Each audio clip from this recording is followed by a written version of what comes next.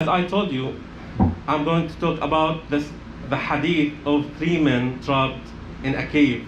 Prophet Muhammad ﷺ said, three men of people before you, they were like Jews or Christians, but they were Muslims, were on a journey when they were overtaken by a storm, and therefore they took shelter in a cave.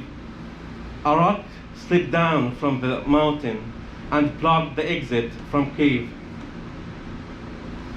One of them said, the only way for deliverance left is to ask Allah in the name of some virtuous deeds. How you can mention some virtuous deed and ask Allah by them. So the first one, he said, "O Lord, my parents were very old, and I used to offer them their nightly drink of milk before my children and my other members of the family. One day I went astray far away in search of green trees and could return only after my parent had gone to sleep. When I had milked the animals and brought their nightly drink to them,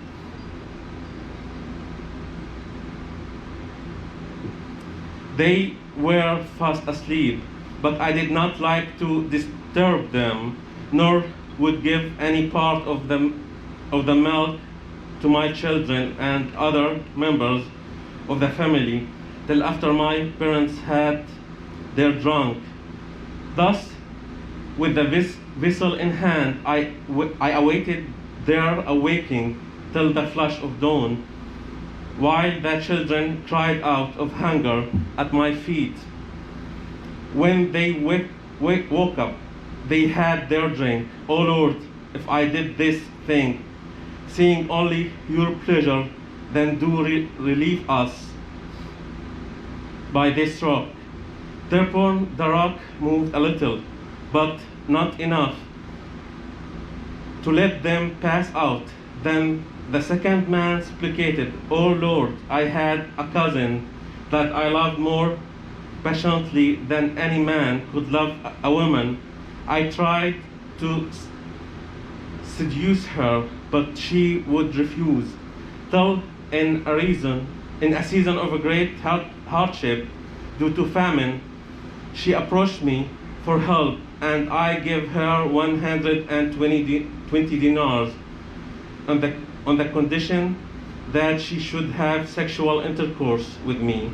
She agreed, and when we get together and I was just going to have intercourse with her, she pleaded, 'Fear Allah and do not break the seal unlawfully.'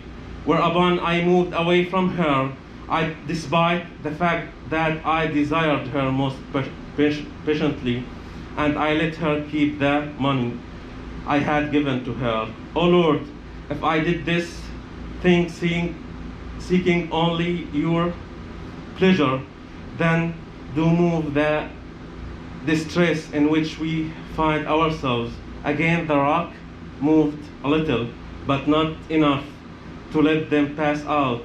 Then the third supplicated. He said, "O Lord, I hired some laborers and paid them dues, but one of them left, leaving behind what was due to him. I invested it in business, and the business prospered greatly. After a while, the laborer came back and said, 'O servant of Allah, hand over to me my wages.' I said to him, 'All that you see is yours, camels, cattle, goats, and slaves.' He said, 'Don't play joke with me, O servant of Allah.' I assured him, 'I'm not joking.' So he took all of it, sparing nothing. O Lord, if I did this, seeking only for your pleasure, do relieve us of our distress." The rock then moved away, and all the three came out of the cave safe and sound.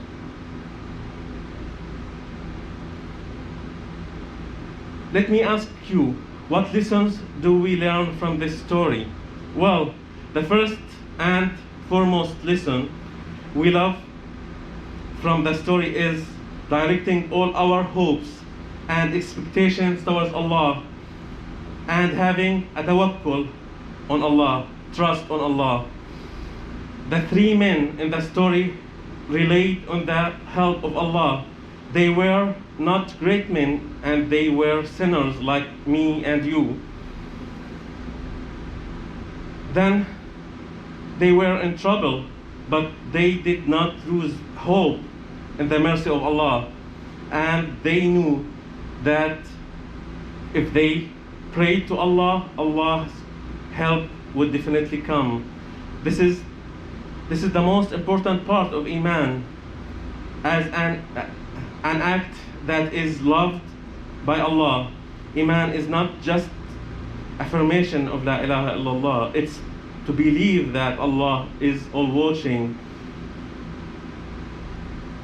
He is capable to do things and He is our master.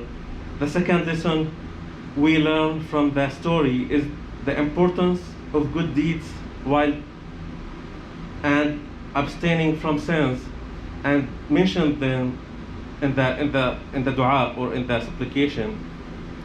We should pause here and ask ourselves, what good deeds have we done that we can relate to Allah and ask mercy from Him?